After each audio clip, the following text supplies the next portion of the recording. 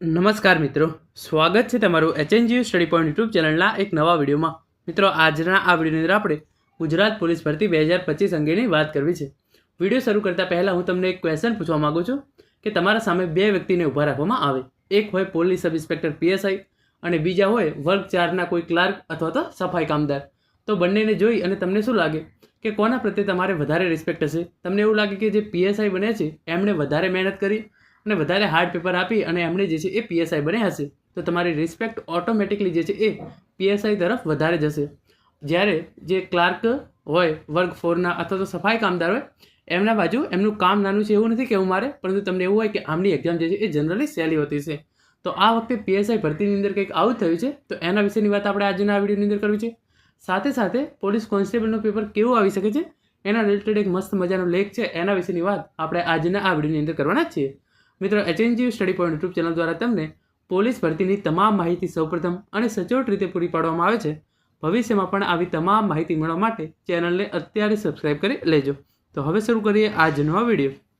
તો તમે જોઈ શકો છો, PSI પેપર અંગે અસંતોષ. વર્ગ 4ના કર્મચારીઓને શોભે તેવું પેપર મહેનતુ ઉમેદવારોને થશે અન્યાય. એટલે કે જે ખરેખર મહેનતુ ઉમેદવારો છે એમના જોડે અન્યાય થાય એવી જે છે એ સંભાવના છે.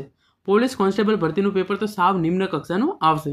જે પ્રમાણે PSIનું પેપર આવ્યું છે એ જોતાં લાગી રહ્યું છે કે જે PSIનું પેપર આટલું સરળ હોય તો કોન્સ્ટેબલનું પેપર જનરલી એના કરતાં સરળ જ હોવાનું, કારણ કે PSIનો દરજ્જો ઊંચો છે અને કોન્સ્ટેબલ જે છે એ એનાથી નીચેનો દરજ્જો છે. અહીંયા જે એક મસ્ત મજાનો લેખ છે એ હું તમારા જોડે અહીંયા શેર કરવા માગીશ, તો તમે જોઈ લો.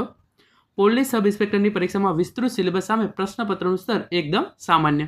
એનો સિલેબસ કેટલો વિગતવાર રીતે આપવામાં આવ્યો હતો, પરંતુ જ્યારે પ્રશ્નપત્ર આવ્યું તો એકદમ સામાન્ય જે છે એ પેપર આવેલું હતું.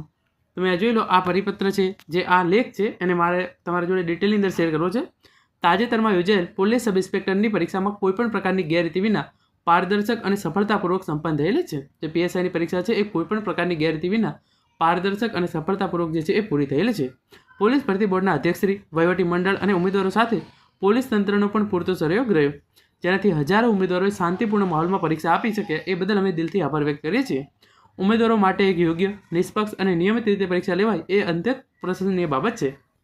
પરંતુ લેખિત કસોટીના પ્રશ્નપત્રને લઈને અનેક ઉમેદવારોમાં અસંતોષ અને નારાજગી જે છે એ જોવા મળી છે, કારણ કે વૈકલ્પિક પ્રશ્નપત્રનું લેવલ એક અધિકારી તરીકેની ગરિમાને જાળવે એવું હતું નહીં. પેપરનું લેવલ એકદમ સામાન્ય કક્ષાનું એટલે ગણી શકાય કે એકદમ સામાન્ય કક્ષાનું પેપર જે છે એ PSIની અંદર પૂછવામાં આવ્યું હતું. વર્ગ 4ના કર્મચારીઓને સોંપે એવું હતું.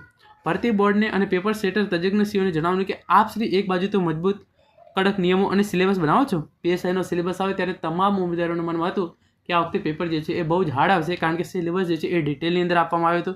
નિયમો અને જે છે એ નવા નિયમો પણ લાગુ થયા હતા, જેનાથી એક લાયક અને ઉચ્ચ કક્ષાના અધિકારીની પસંદગી થાય, જેનાથી પોલીસ તંત્ર કે વહીવટી વિભાગમાં ક્યાંય અડચણ ના થાય.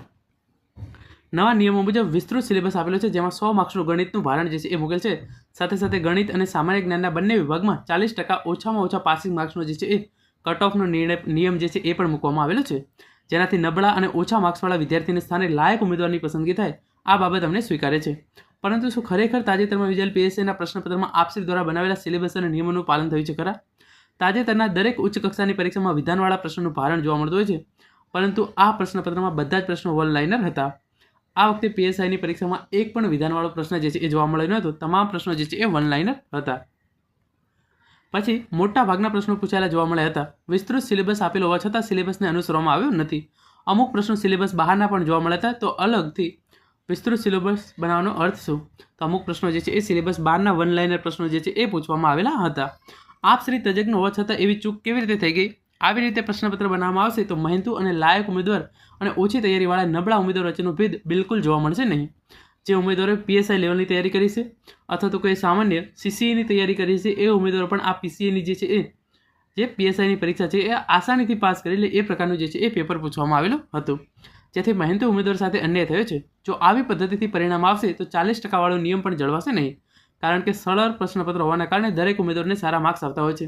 જે દરેક પેપરની અંદર જે છે એ 40% માર્ક્સ આવવાનો કટ ઓફ છે, તો એ તો આસાનીથી તમામ જેણે માપની તૈયારી કરી છે એ પણ આસાનીથી ફૂલફિલ કરી લેશે, અને જેણે ખરેખર મહેનત કરી છે એ પણ જે છે એ આસાનીથી ફિલફિલ જે છે એ કરી લેશે. તો આ 40% વાળું કટ ઓફ છે એનો કોઈ પણ પ્રકારનું જે છે એ મતલબ રહેતો નથી. જો પોસ્ટની ગરિમાને જાળવે એવું પેપર હોય તો મહેનતુ અને લાયક ઉમેદવારોની પસંદગી થાય. એના કરતાં તો ગઈ પોલીસ કોન્સ્ટેબલ ભરતીનું જે છે એ ઉચ્ચ કક્ષાનું પેપર હતું, લાસ્ટ યરનું જે પોલીસ કોન્સ્ટેબલનું પેપર હતું એ ખૂબ જ હાર્ડ હતું અને આ વખતે પીએસઆઈનું પેપર જે છે એ એકદમ ક્લાસ 4ને સોંપે એ કક્ષાનું જે છે એ સરળ હતું. તો હવે મારે ઉચ્ચ કક્ષાની કઈ પોસ્ટ ગણવી, પીએસઆઈ કે પોલીસ કોન્સ્ટેબલની? તો પ્રશ્ન એ થઈ ગયો કે પીએસઆઈની પોસ્ટ ઊંચી કે પોલીસ કોન્સ્ટેબલની. ઉચ્ચ પદ માટે આ તો એક મજાક બનીને રહી ગઈ છે. જો આપ શ્રી આ લેવલે પીએસઆઈને અનુરૂપ માનતા હોય તો પોલીસ કોન્સ્ટેબલનું લેવલ તો આના કરતાં પણ નિમ્ન કક્ષાનું આવશે ને. જો પીએસઆઈનું ખરેખર આ લેવલ હોય તો પોલીસ કોન્સ્ટેબલનું પેપર તો જે છે એ ધોરણ 12 પાસ સુધીના ઉમેદવારો હોય એમના માટે જ હોય છે. તો આ એના કરતાં પણ નિમ્ન કક્ષાનું પેપર આવી શકે છે. તો ઉમેદવાર મિત્રો હવે પોલીસ કોન્સ્ટેબલ માટે કેવા પ્રશ્નપત્રની અપેક્ષા રાખવી યોગ્ય રહેશે? એનાથી નિમ્ન કે ઉચ્ચ કક્ષાનું? જો નિમ્ન કક્ષાનું પેપર રાખવામાં આવે તો બરાબર છે, કારણ કે ગુજરાત પોલીસ ભરતી બોર્ડ એવું માને છે કે પીએસઆઈનું લેવલ જે છે એ આટલું હોવું જોઈએ. તો પોલીસ કોન્સ્ટેબલનું પેપર એનાથી નિમ્ન કક્ષાનું આવે. અને જો પોલીસનું જે છે એ પોલીસ કોન્સ્ટેબલનું પેપર ભારે આવે તો એનો મતલબ એવો થાય કે પીએસઆઈ કરતાં પોલીસ કોન્સ્ટેબલનું જે છે એ પદ ચડિયાતું છે. તો પેપર જે છે એ નિમ્ન કક્ષાનું આવી શકે છે. એ પણ વિચારવાનું રહ્યું કે વર્ણનાત્મક પ્રશ્નોમાં 40%નું મહત્વ હોવા છતાં જો પાર્ટ એ એમસીક્યુ ખૂબ જ સરળ હોય તો તેના ગુણ ફાઇનલ પરિણામમાં વધુ અસરકારક બનશે, જે અન્યાયરૂપ બની શકે છે. તમને ખબર છે એ પ્રમાણે પેપર 2 હતા, એક ડિટેલની અંદર તમારે લખવાવાળું પેપર હતું, પરંતુ જો તમે આગળના પેપરની અંદર સારા એવા માર્ક્સ કવર કરી લો છો તમારે બીજાની અંદર જે છે એ તમારા ઓછા માર્ક્સ આવે તો પણ તમે જે છે એ કટ ઓફની અંદર આવી શકો છો. માટે ભરતી બોર્ડના માનનીય અધ્યક્ષશ્રી અને પ્રશ્નપત્ર બનાવનાર તજજ્ઞશ્રીને નમ્ર વિનંતી છે કે આવનાર પરીક્ષામાં ઊંડાણપૂર્વક વિચાર કરી અને લાયક અને મહેનતુ વિદ્યાર્થીને પણ નિર્ણય લેશો તેવી અપેક્ષા છે. પીએસઆઈનું પેપર જે છે એ એકદમ જે છે એ સરળ રહ્યું હતું, એના કારણે કટ ઓફ જે છે એ ખૂબ જ ઊંચું જશે. મને લાગે છે ત્યાં સુધી 240થી 250 સુધીનું જે છે એ કટ ઓફ જઈ શકે છે. અને હવે આના કરતાં જે છે એ કોન્સ્ટેબલનું પેપર હંમેશા નિમ્ન કક્ષાનું આવે છે પીએસઆઈ કરતાં. પીએસઆઈનું હાર્ડ અને એના કરતાં થોડું ઓછું હાર્ડ જે છે એ પોલીસ કોન્સ્ટેબલનું છે. તો પોલીસ કોન્સ્ટેબલનું પેપર જે છે એ પણ આનાથી ઓછી કક્ષાનું આવે તો એકદમ સરળ પેપર જે છે એ આવે તેવી શક્યતા છે. Thank you so much for watching.